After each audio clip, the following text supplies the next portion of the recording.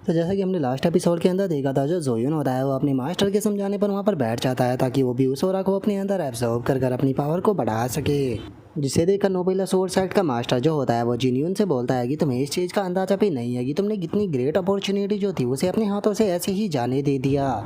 और उसके इतना बोलते गए साथ ही हम सभी लोगों को देखते हैं जो कि अभी भी उस ऑरा को अपने अंदर एब्जॉर्ब कर रहे होते हैं। तभी जो फायर डीमन होता है वो हंसते हुए बोलता है कि मैं एंसेस्टर की अब जो एनर्जी है उसे महसूस कर पा रहा हूँ और उसे मैंने अपने अंदर एब्जॉर्ब कर लिया, जिस कारण मुझे लगता है कि मैं ब्रेक थ्रू के करीब हूँ। और इतना बोलते के साथ ही एकदम से जो फायर डीमन होता है वो अपनी रियल बॉडी के अंदर आ जाता है और अपनी रियल बॉडी के अंदर आने के बाद वो हंसते हुए बोलता है कि चूंकि मैंने अपनी एंसेस्टर की बर्थ जो थी उसे फील कर लिया तो इसीलिए अब मैं ट्रांसडेट रियलम पर ब्रेक थ्रू करने वाला हूँ।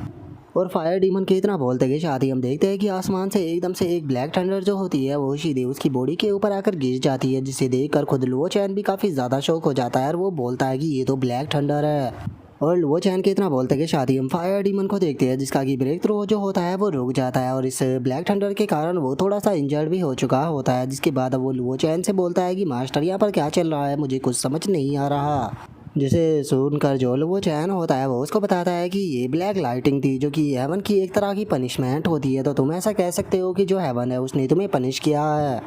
जो सुनते के साथ ही फायर डीमन को कुछ समझ नहीं आता और वो चैन से बोलता है कि मास्टर मुझे समझ में नहीं आया कि हेवन मुझे पनिश क्यों कर रहा है। और उसके इतना बोलते के साथ ही हम देखते हैं कि वुड बीस्ट भी अपने जो ट्रांसलेट रियलम होता है उसके लिए ब्रेक थ्रू के लिए तैयार हो जाती है और वो खुश होते हुए बोलती है कि मैं ब्रेक थ्रू करने वाली हूँ। और इसका इतना बोलते के साथ ही हम देखते हैं कि जो उसकी वेंस होती है उसके अंदर एकदम से ब्लैक फायर लग जाती है, जिस कारण उसका भी ब्रेक थ्रू नहीं हो पाता। जो देखने के बाद वो बोलती है कि आखिर ये क्या हो रहा है। और इतना बोलते के साथ ही जो वुड बीस्ट होती है वो इंजर्ड होकर जमीन पर गिर जाती है, जहाँ पर कि उसके मुंह से खून भी आने लगता है। जिसे देखकर लुओ चैन बोलता है कि ये भी हेवन की एक तरह की पनिशमेंट ही है जिसे कि ब्लैक फायर कहा जाता है। और उनके इतना बोलते के साथ ही जो अर्थ बीस्ट होता है वो भी ब्रेक थ्रू के लिए तैयार हो जाता है और वो अपनी स्पिरिट को बाहर निकालते हुए बोलता है कि मैं ट्रांसडेट्रियम की पावर जो है उसे फील कर पा रहा हूँ, लगता है कि मैं ट्रांसडेट्रियम पर ब्रेक थ्रू करने वाला हूँ। और वो इतना बोलकर ब्रेक थ्रू करने ही वाला होता है, लेकिन तभी हम देखते हैं कि ब्लैक कलर का जो प्रेशर होता है वो एकदम से उसकी बॉडी के ऊपर आकर गिरता है, जिस कारण उसका भी ब्रेक थ्रू फेल हो जाता है।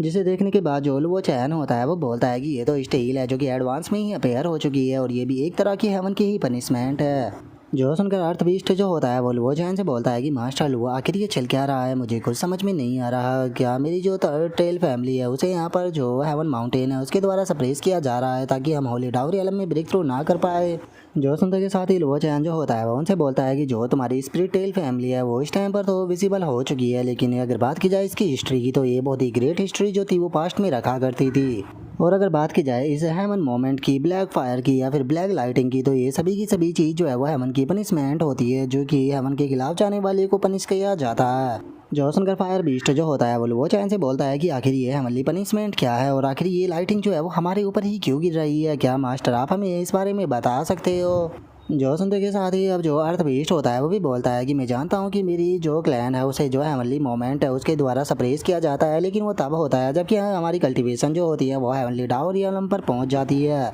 लेकिन मैं तो अभी केवल ट्रांसडेट रियलम पर ही ब्रेक थ्रू करने वाला था, तो फिर ये हेवनली मोमेंट जो है वो स्टार्ट क्यों हो गई है। मुझे कुछ भी समझ में नहीं आ रहा कि ये चीज़ जो है वो इतनी एडवांस में क्यों होने लगी है। तो क्या मास्टर लुओ चैन आप हमें इस बारे में बता सकते हो कि यहाँ पर आखिर हमारे साथ में ऐसा क्यों हो रहा है। जो सुनते के साथ ही जो वो चैन होता है वो उनसे बोलता है कि अभी भी बहुत सारी ऐसी चीज़ें हैं जिनके बारे में अभी भी क्लियर नहीं हुआ है और अगर तुम उनके बारे में जानोगे भी तो वो चीज़ पूरी तरह से यूजलेस होगी। लेकिन अभी के लिए यहाँ पर तुम्हारी जो स्ट्रेंथ है वो बहुत ही ज़्यादा वीक है, इसीलिए जो करंट हेवनली पनिशमेंट है वो इतनी ज़्यादा पावरफुल नहीं है, तो इसीलिए तुम लोगों को इस चीज़ की ज़्यादा चिंता करने की कोई ज़रूरत नहीं है। जो सुनते के साथ ही वुड बीस्ट जो होती है वो लुओ चैन से बोलती है कि मास्टर लुओ, तो फिर क्या इसका मतलब ये है कि हम लोग जो है वो ब्रेक थ्रू नहीं कर पाएंगे। जो सुनने के बाद लुओ चैन उनसे बोलता है कि टेंशन मत लो, जब सही टाइम आएगा तो मैं तुम लोगों के ब्रेक थ्रू को करा दूंगा। और इतना बोलकर जो लुओ चैन होता है वो अपने मन में सोचता है कि हेवनली पनिशमेंट जो है वो एडवांस में ही आ गई, जो कि बहुत अजीब बात है। और उससे भी अजीब बात यह है कि ये 8 टेल और जो 5 टेल है उनके ऊपर भी गिरी है, तो क्या इनका मतलब ये है कि जो 8 टेल और 5 टेल के एंसेस्टर थे उन्हें भी हेवन के द्वारा पनिश किया गया है। लेकिन इस तरह की चीज़ तो बिल्कुल भी नहीं होनी चाहिए थी। तो अगर ये हेवनली पनिशमेंट इन लोगों के ऊपर गिरी है तो क्या इसका मतलब ये है कि जो हेवन है वो चेंज हो चुका है या फिर किसी ने ये जानबूझकर किया है। और इतना सोचते ही लुओ चैन को किसी बारे में याद आता है, जिस कारण वो एकदम से शौक हो जाता है। अब जो लुओ चैन होता है वो गुस्से में बोलता है हो ना हो ये काम जो है वो क्योस रियलम के द्वारा ही किया गया है। इसका मतलब किसी पर्सन को ये चीज़ सेंस हो चुकी है कि मैं क्योस रियलम के अंदर से बचकर निकल चुका हूँ। और इतना सोचते के साथ ही अब जो वो चैन होता है वो अपने सभी साथियों को लेकर फ्लाइंग बोट में वहाँ से निकल चलता है, जहाँ पर कि एल्डर वो जो होता है वो चैन के पास में आते हुए बोलता है कि सेकंड मास्टर जो सेकंड डीमन सेक्ट की टेरिटरी है वो हमारे लिंक जो सेक्ट की टेरिटरी हुआ करती थी एंशिएंट टाइम में। तो क्या आप चाहोगे कि हम यहाँ पर किसी पर्सन को भेजकर ये जगह जो है उसे गार्ड कराए? नहीं तो हो सकता है कि दोबारा से कोई और पर्सन आकर इस जगह के ऊपर कंट्रोल कर लेगा। जो सुनने के बाद वो चैन उसे बोलता है कि नहीं, अभी इस चीज़ की कोई भी ज़रूरत नहीं है, क्योंकि अभी इस चीज़ को कहने के लिए सही टाइम जो है वो नहीं आया है। जो सुनने के बाद एल्डर वो को कुछ समझ नहीं आता और वो चैन से पूछता है कि मास्टर आखिर सही टाइम जो है वो कब आएगा। जो सुनते के साथ ही वो चैन जो होता है वो उनसे बोलता है कि अभी भी लिंक चुई सेक्ट के अंदर बहुत सारी खामियां हैं, मुझे उस खामियों को ख़त्म करना है और मुझे लिंक चुई सेक्ट के हर एक डिसाइपल को एक ड्रैगन बनाना है। और जब लिंक जुई सेक्ट का हर एक डिसाइपल जो है वो ड्रैगन बन जाएगा तो उसके बाद में हम इस टेरिटरी के ऊपर भी अपने कंट्रोल को बिठा लेंगे। तो इसीलिए अभी के लिए वापस लिंक जुई सेक्ट के अंदर चलो। और उसकी इतना बोलते के साथ ही हमारा व्यू जो होता है वो लिंक जुई सेक्ट के अंदर आ जाता है, जहाँ पर कि वे चारों एल्डर जो होते हैं उन्होंने आकर लिंक जुई सेक्ट के जो डिसाइपल होते हैं उन्हें बांध कर ज़मीन पर बैठाया हुआ होता है। और इस स्टेज में उसका साथ जो होता है वो जियांग और बाकी के जो डिसाइबल जिन्हें कि वो चैन ने सेक्ट के अंदर से निकाल दिया था वे सभी भी उनका साथ दे रहे होते हैं और इस चीज़ को देखने के बाद बहुत ही ज़्यादा खुश भी हो रहे होते हैं। और अब जो जियांग होता है वो चिल्लाते हुए सभी लोगों से बोलता है कि मैं आप लोगों को इन लोगों से इंट्रोड्यूस कराना चाहूँगा। ये हमारे लिंक जुई सेक्ट के वे ट्रू जीनियस है, जो कि बहुत ही लंबे टाइम से सीक्रेट रियलम के अंदर कल्टिवेट कर रहे थे और अब ये सीक्रेट रियलम से बाहर आ चुके हैं ताकि ये ऑफिशियली लिंक जुई सेक्ट की संभाल सके। और अभी के टाइम पर जो तुम लोगों के सामने खड़े हुए हैं ये हमारे लिंक जुई सेक्ट के रियल जीनियस है। इनके सामने जो वो चैन है वो एक चींटी से ज़्यादा कुछ भी नहीं है। तो इसीलिए तुम लोगों के लिए सही यही रहेगा कि चुपचाप इनके सामने जो है वो सबमिट कर दो, क्योंकि जो भी तुम में से सबमिट नहीं करेगा उसे जान से मार दिया जाएगा। जो सुनते के साथ ही एक डिसाइपल जो होता है वो गुस्से में चिल्लाते हुए उन लोगों से बोलता है कि तुम्हें अपने ऊपर शर्म आनी चाहिए, तुम लिंक जुई सेक्ट के वो गद्दार हो जो कि जब लिंक जुई सेक्ट के ऊपर खतरा था तो लिंक जुई सेक्ट को धोखा देकर यहाँ से भाग गए थे। लेकिन जरा देखो तो तुम लोग जो है वो इतने ज़्यादा बेशरम हो कि इतना कुछ कहने के बाद भी तुम वापस से लिंक जुई सेक्ट के अंदर आ गए। और इतना बोलते के साथ ही वो डिसाइपल उसके मुंह पर थूक देता है, जिसका जो जियांग होता है वो उसके सीधे गाल पर रैपर जड़ देता है। और रैपर चढ़ने के बाद जो जियांग होता है वो चिल्लाते हुए उसे बोलता है कि तुम्हारी हिम्मत कैसे हो गई मेरे सामने खड़ा होकर बोलने की, चुपचाप वहाँ पर बैठकर नील डाउन करो। जो सुनने के बाद एक और डिसाइपल चिल्लाते हुए उसे बोलता है तुम लोगों के लिए सही यही रहेगा कि चुपचाप सेक्ट को छोड़कर यहाँ से भाग जाओ, क्योंकि जिस टाइम पर सेक्ट मास्टर वापस आएंगे अगर उन्होंने तुम गद्दारों को यहाँ पर देख लिया तो वे तुम सभी को जान से मार देंगे। जो सुनते के साथ ही जो जियांग होता है वो उस बंदे को भी लात मारते हुए उसे बोलता है कि मुझे ये तो नहीं पता कि वो मुझे मारेगा या नहीं मारेगा, लेकिन हाँ तुम मेरी लातों से पिट पिट कर जरूर मरोगे। और उसके इतना बोलते के साथ ही जो जैंग मिंग होता है वो मिस लुओ के पास में आने के बाद उससे बोलता है कि जूनियर सिस्टर लुओ, मुझे लगता है कि आपको यहाँ पर अपने एरोगेंस को छोड़कर यहाँ पर हमारे सामने सबमिट कर देना चाहिए। क्या आपको सच में ऐसा लगता है कि लुओ चैन अभी भी जिंदा होगा? लुओ चैन जो है वो पता नहीं कब का मर चुका है, तो इसीलिए अभी भी देर नहीं हुई है, अभी भी आप हमारे साथ में आ सकती हो। जो सुनते के साथ ही जो मिस लुओ होती है वो गुस्से में चिल्लाते हुए उनसे बोलती है कि मैं तुम गद्दारों के साथ में कभी भी नहीं आने वाली, चाहे मुझे अपनी जान जो है वो क्यों ना देनी पड़ जाए। जो सुनते के साथ ही जो जैंग मिंग होता है वो मिस लुओ के मुंह को पकड़ते हुए उसे बोलता है कि जूनियर सिस्टर, मुझे समझ में नहीं आता कि तुम क्या चाहती हो, क्या सच में तुम अपनी लाइफ को एक मरे हुए इंसान के लिए रिस्क में डालना चाहती हो? जो सुनकर मिस लुओ जो होती है वो अपने मुंह को उसे चिढ़ाते हुए उसे बोलती है कि मुझे तुम्हारे साथ में कोई भी बात नहीं करनी है, अगर तुम मुझे यहाँ पर मारना चाहते हो तो मार सकते हो, मैं तुम्हारे सामने सबमिट बिल्कुल भी नहीं करने वाली हूँ। और उसके इतना बोलते के साथ ही जो जियांग होता है वो जियांग डी के सामने आ जाता है और उसके सामने आते हुए उसे बोलता है कि कज़न, इस टाइम पर हमारी जियांग फैमिली के जो एंसिस्टर है वो बाहर आ चुके हैं, वे लिंक जुई सेक्ट का फ्यूचर सेक्ट लीडर बनने वाले हैं, तो क्या अभी भी आप उनके सामने सबमिट नहीं करोगे? मुझे समझ में नहीं आता कि आप जियांग फैमिली से होने के बाद भी एक आउटसाइडर के लिए इतना ज़्यादा लॉयल कैसे हो सकते हो। लुओ चैन ने यहाँ पर तुम्हें बेवकूफ़ बनाया है, उसने तुम्हारे हार्ट को मैनिपुलेट कर लिया है, तुम्हें समझना चाहिए कि तुम्हारे लिए क्या अच्छा है। जो सुनते के साथ ही जो जियांग डी होता है वो अपने सर को सीधे जो जियांग होता है उसके सर पर देकर मारता है और चिल्लाते हुए उसे बोलता है कि अपनी बेफालतू की बकवास करना बंद करो, मेरा दिल जो है वो कभी भी गद्दार नहीं हो सकता, मैं हमेशा लिंक जुई सेक्ट के लिए लॉयल रहूँगा। जो सुनकर अब जो वो लड़की होती है वो जियांग फैमिली के एंसिस्टर से बोलती है कि मुझे समझ में नहीं आ रहा कि क्या जो ये रूमर्स है ये पूरी तरह से सच है, क्योंकि अगर लुओ चैन एक गद्दार है तो फिर आखिर ये डिसाइपल उसके लिए इतने ज़्यादा लॉयल क्यों है? जो सुनते के साथ ही जियांग फैमिली का एंसिस्टर जो होता है वो बोलता है कि इस चीज़ से कोई फ़र्क नहीं पड़ता कि वो एक अच्छा इंसान है या बुरा इंसान है, हम लोग जो थे वो इस अपॉर्चुनिटी का बहुत लंबे टाइम से इंतज़ार कर रहे थे कि हम कब बाहर निकलेंगे और लिंक जुई सेक्ट को अपने हाथों में ले लेंगे। इसीलिए मुझे इस चीज़ से कोई फ़र्क नहीं पड़ता कि लुओ चैन किस प्रकार का पर्सन है या फिर उसने यहाँ पर जो लिंक जुई सेक्ट है उसके लिए क्या किया है, उसे आज अपनी जो सेक्ट लीडर की पोजीशन है उसे हर हाल में गिव अप करना होगा। जो सुनते के साथ ही एक और एल्डर जो होता है वो उसे बोलता है कि बिल्कुल अगर लुओ चैन जो है वो यहाँ पर समझदार हुआ और उसने चुपचाप अपनी पोजीशन का गिव अप कर दिया तो हम लोग जो है उसकी लाइफ को बख्श कर उसे यहाँ से जाने देंगे। लेकिन अगर वो यहाँ पर सिचुएशन को नहीं समझा और अगर आकर उसने बेफालतू की चीज़ें जो है वो कहने की कोशिश की तो हमें यहाँ पर ज़्यादा फर्क नहीं पड़ेगा उसे ख़त्म करने में। और उसके इतना बोलते के साथ ही हमारा व्यू जो होता है वो दोबारा से लुओ चैन के ऊपर आ जाता है, जहाँ पर कि ग्रेट एल्डर हंसते हुए लुओ चैन से बोलता है कि सेक्ट लीडर इस बार हम जो लोग जो है वो लिंग जुई सेक्ट के अंदर जिस टाइम पर वापस लौटेंगे तो अपने लिंग जुई सेक्ट को बहुत ही अच्छे से डेवलप कर पाएंगे। और मुझे लगता है कि इतने रिसोर्सेस होने के कारण हम अपनी लिंक जुई साइट की जो पुरानी ग्लोरी थी उसे अगले 100 सालों के अंदर वापस लेकर आ जाएंगे। जो सुनते के साथ ही एल्डर वो जो होता है वो बोलता है कि इस चीज़ से कोई फर्क नहीं पड़ता कि अगर लिंक जुई साइट को पुरानी ग्लोरी पाने के लिए 1000 साल भी लग जाते हैं तो मैं इसी चीज़ से खुश हूँ कि मैं यहाँ पर इस जनरेशन को राइज करते हुए देख पा रहा हूँ और अब कम से कम मैं अपने एंसेस्टरों से फेस टू फेस मिल पाऊंगा। जो सुनते के साथ ही जो वो चैन होता है वो उन लोगों से बोलता है कि तुम लोग तो बहुत ही लंबी सोच रहे हो, मुझे नहीं लगता कि यहाँ पर ग्रो करने में इतना ज़्यादा टाइम जो है वो लगने वाला है। जो सुनकर ग्रेट एल्डर जो होता है वो भी थोड़ा सरप्राइज हो जाता है और वो लुओ चैन के पास में आते हुए बोलता है कि सेक्ट मास्टर क्या आपको लगता है कि ये टाइम ज़्यादा है, तो फिर आपको क्या लगता है कि आप कितने टाइम में यहाँ पर दोबारा से सेक्ट की जो ग्लोरी है उसे वापस ला सकते हो। जो सुनते के साथ ही लुओ चैन उसे बोलता है कि मैं अगले 5 सालों के अंदर ही जो सेक्ट की पुरानी ग्लोरी थी उसे वापस ले आऊँगा, नहीं 5 साल भी ज़्यादा है, मैं तो अगले 1 साल के अंदर ही जो इसकी ग्लोरी थी उसे वापस लेकर आ जाऊँगा। जो सुनते के साथ ही जो एल्डर वो होता है वो बहुत ही ज़्यादा शौक होते हुए बोलता है कि नहीं ये चीज़ जो है वो पूरी तरह से इम्पॉसिबल है, मुझे लगता है कि अगर हम अपने डिसाइपलों को होली लेवल की मेडिसिन पिल भी रोज़ खिलाए तो ये चीज़ बिल्कुल भी पॉसिबल नहीं हो पाएगी। जो सुनते के साथ ही जो वो चैन होता है वो उसे बोलता है कि ग्रो करने के लिए ज़्यादा टाइम नहीं है क्योंकि इस वर्ल्ड के ऊपर बहुत ही जल्द बहुत बड़ा खतरा आने वाला है, तो इसीलिए सभी के अंदर स्ट्रॉन्ग फाइटिंग पावर जो है वो जगानी होगी और जितना जल्दी हो सके यहाँ पर जो सिचुएशन है उसे रिवर्स करना होगा ताकि जो ये वर्ल्ड है ये जल्दी ही स्टेबलाइज हो सके। और उसके इतना बोलते के साथ ही हमारा व्यू जी यहाँ के ऊपर आ जाता है जो कि अपने एंसिस्टर से बोलता है कि एंसिस्टर ये लोग जो है वो मेरी बात को सुनने के लिए बिल्कुल भी तैयार नहीं है, ये यहाँ पर सबमिट नहीं करना चाहते हैं, तो बताइए अब इन लोगों के साथ में किस तरह से डील करनी है। जो सुनते के साथ ही जो जियांग फैमिली का एंसिस्टर होता है वो जियांग से बोलता है कि यहाँ पर जो भी तुम्हारी बात को नहीं सुन रहा है उसे यहीं के यहीं पर ही ख़त्म कर दो, मैं भी देखना चाहता हूँ कि ये लोग कब तक यहाँ पर अपनी ही बात के ऊपर अड़े रहते हैं। जो सुनते के साथ ही जो जियांग होता है वो चिल्लाते हुए बोलता है कि जैसे कि तुमने एंसिस्टर की बात को सुन ही लिया होगा तो अब मुझे बताओ कि तुम लोगों में से कौन सबसे पहले यहाँ पर मरना चाहता है। जो सुनते के साथ ही सभी डिसाइबलों को बहुत ही ज़्यादा गुस्सा आ जाता है और एक डिसाइबल गुस्से में चिल्लाते हुए बोलता है कि जियांग तुम गद्दार कहेंगे, याद रखना कि तुम्हें जल्दी ही जो सेक्ट मास्टर है वो पनिश जरूर करेंगे। जो सुनते के साथ ही एक और बंदा चिल्लाते हुए बोलता है कि जिस एंसिस्टर को तुम यहाँ पर अपना जीनियस बता रहे हो वो बंदा एक नंबर का एरोगेंस है जो कि बस लिंक जुई सेक्ट के रिसोर्सेज के ऊपर कल्टीवेट करता रहा। जो सुनकर एक और भी डिसाइबल जो होता है वो भी चिल्लाते हुए बोलता है कि तुम लोगों ने लिंक जुई सेक्ट के रिसोर्सेज का इतने लंबे टाइम तक इंतजार करा और तुम लोगों ने यहाँ पर आने के बाद लिंक जुई सेक्ट को सर्व करने की बजाय लिंक जुई सेक्ट की जो पोजीशन है उसे कब्जाने के लिए यहाँ पर अपना कंट्रोल दिखाना शुरू कर दिया।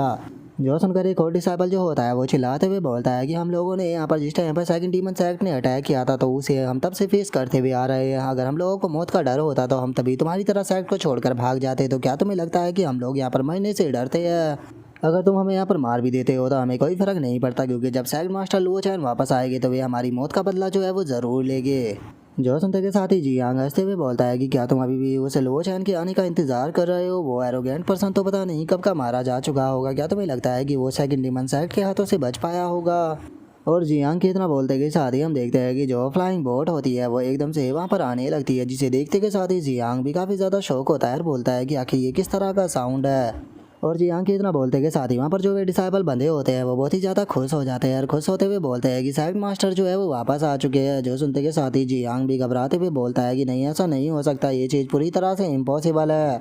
और उसके इतना बोलते के साथ ही अब जो फ्लाइंग बोट होती है वो आकर ज़मीन पर लैंड करती है और जैसे ही जो ग्रेट एल्डर होता है वो सामने की सिचुएशन को देखता है तो वो चिल्लाते हुए बोलता है कि आखिर ये क्या हो रहा है।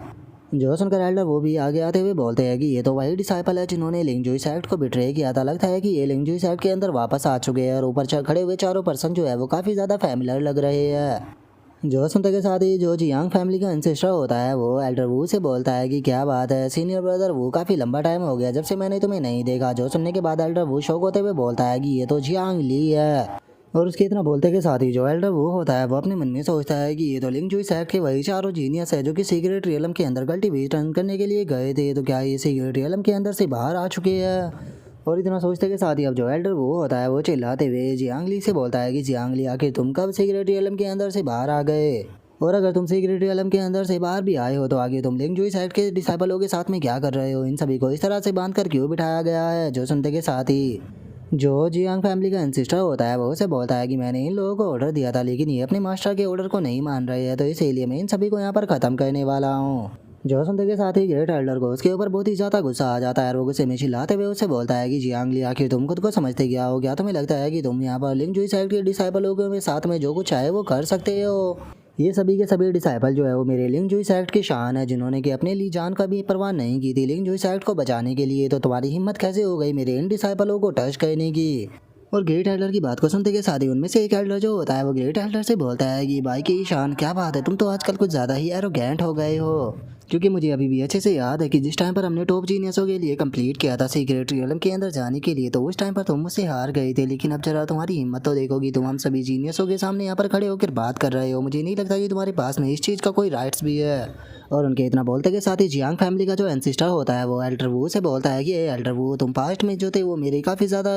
अच्छे दोस्त रहे थे, तो इसीलिए मैं उस दोस्ती की खातिर तुम्हें यहाँ पर एक चांस देता हूँ कि तुम और अपने बाकी साथियों को मेरे लिए लॉयल बनाकर मुझे सर्व करो। जो सुनते के साथ ही एल्डर वू जो होता है वो उसे बोलता है कि जियांग ली, मैं भी तुम्हें यही कहना चाहूँगा कि पास्ट में चूंकि तुम मेरे दोस्त रहे हो, तो इसीलिए मैं तुम्हें यहाँ पर एक सलाह दूंगा कि यहाँ पर अपनी गलतियों को मानो और उस जगह से नीचे उतरकर सेक्ट लीडर से माफ़ी मांग लो। जो सुनते के साथ ही वो लेडी एल्डर जो होती है वो लुओ चैन को देखते हुए बोलती है कि अच्छा, तो ये वाइट फेस वाला न्यू मास्टर है लिंग जुई सेक्ट का, लेकिन तुम तो अभी बहुत ही ज़्यादा यंग हो और तुम अच्छे से ग्रो जो है वो भी नहीं हुए हो। अब मुझे समझ में आया कि तुम यहाँ पर इस तरह की बेवकूफ़ भरी हरकतें जो थे वो क्यों कर रहे थे। और उनके इतना बोलते के साथ ही अब जो जियांग फैमिली का एंसिस्टर होता है वो एल्डर वू से बोलता है कि एल्डर वू, मैं जानता हूँ कि तुमने अपनी सेक्ट लीडर की पोजीशन जो थी उसे गिव अप कर उसे लुओ चैन को दे दिया, लेकिन मुझे समझ में नहीं आता कि तुम इतने बड़े बेवकूफ़ कैसे हो सकते हो जो कि तुम बच्चे को खेलने के लिए सेक्ट लीडर की पोजीशन दे दो, जो कि तुम्हारी बहुत बड़ी गलती थी, क्योंकि यंग जनरेशन को सेक्ट मास्टर की पोजीशन जो है वो नहीं दी जा सकती। सेक्ट मास्टर की पोजीशन जो है वो हमारे जैसी ओल्ड जनरेशन को ही दी जा सकती है, क्योंकि हम ही सेक्ट लीडर की पोजीशन के लायक है।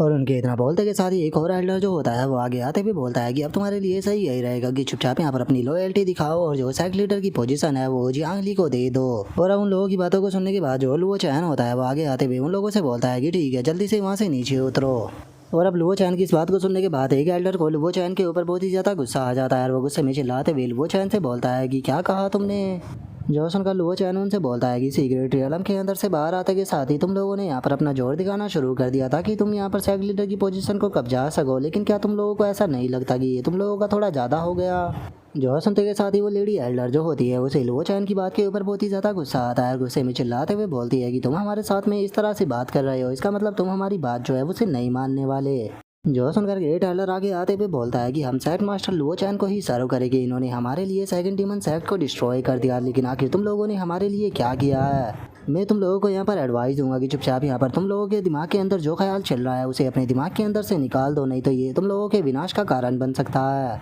और अब इस चीज़ को सुनते के साथ ही सभी लोग जो होते हैं वो बहुत ही ज़्यादा शौक हो जाते हैं और वे शौक होते हुए बोलते हैं कि क्या सेकंड डीमन सेक्ट जो है वो डिस्ट्रॉय हो गया? जो सुनकर चैन यांग भी शौक होते हुए बोलती है कि लेकिन आखिर ऐसा कैसे हो सकता है? सेकंड डीमन सेक्ट बहुत ज़्यादा पावरफुल था, आखिर इन लोगों के पास में इतनी स्ट्रेंथ कहाँ से आ सकती है कि ये सेकंड डीमन सेक्ट को डिस्ट्रॉय करते? और उन लोगों की बातों को सुनते के बाद साथ ही जो जियांग फैमिली का एंसिस्टर होता है वो उन लोगों से बोलता है कि क्या तुम लोगों को ऐसा लगता है कि तुम कुछ भी बोलोगे और हम तुम्हारी बात के ऊपर यकीन कर लेंगे? क्या तुम लोगों ने ही नहीं कहा था कि जो लिंग जो सेक्ट है वो तो साउथर्न ब्रांच के अंदर फिट भी नहीं होता? जो सुनते के साथ ही जो ग्रेट एल्डर होता है वो उन लोगों से बोलता है कि वो पास्ट की बात है, उस टाइम पर हमारा जो लिंग जो सेक्ट था वो सबसे ज़्यादा कमज़ोर हुआ करता था, लेकिन अगर अब बात की जाए तो इस टाइम पर साउथर्न ब्रांच के अंदर सबसे पावरफुल सेक्ट हमारा लिंग जो सेक्ट ही है। तो इसीलिए तुम्हारे लिए अभी भी सही टाइम है कि आखिर यहाँ पर सेक्ट मास्टर के सामने गिव अप कर दो, नहीं तो तुम लोगों के लिए लिंग जो सेक्ट के अंदर कोई भी जगह नहीं है, चुपचाप यहाँ से निकल जाओ। जो सुनते के साथ ही उनमें से एक एल्डर जो होता है वो ग्रेट एल्डर से बोलता है कि तुम्हारी इतनी हिम्मत कि तुम मुझे यहाँ पर इग्नोर करो, लगता है कि तुम्हें थोड़ा सबक जो है वो यहाँ पर सिखाना पड़ेगा।